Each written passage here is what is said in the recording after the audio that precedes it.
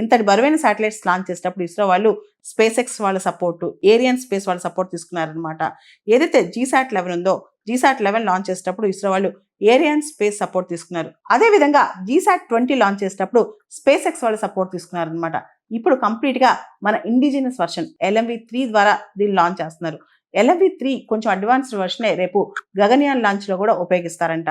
So ఇప్పుడు మనం heavier satellites launch లో దూసుకు వెళ్ళిపోతున్నాం చెప్పుకోవచ్చు అనమాట. లాంచ్ వెహికల్ మార్క్ 3 ఏదైతే ఉందో దాని ఇంతకుముందు జియోసింక్రనస్ లాంచ్ వెహికల్ మార్క్ 3 అని పిలిచేవాళ్ళు. దాన్నే GSLV మార్క్ 3 అని పిలిచేవాడు అనమాట.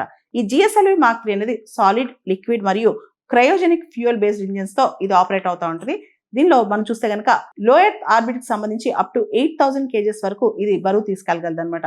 అదేవిధంగా జియోసింక్రనస్ ఆర్బిట్ సంబంధించి అప్ టు 4000 kilometers వరకు దీని బరువు లాంచ్ చేయగలదు. ఇప్పుడు ఈ GSLV మార్క్ 3 అడ్వాన్స్ వర్షనే LMV-3 అనమాట. దీన్నే ఇంకొంచెం అడ్వాన్స్ వర్షన్ లో మనం గగన్యాన్ కూడా వాడుతున్నాం.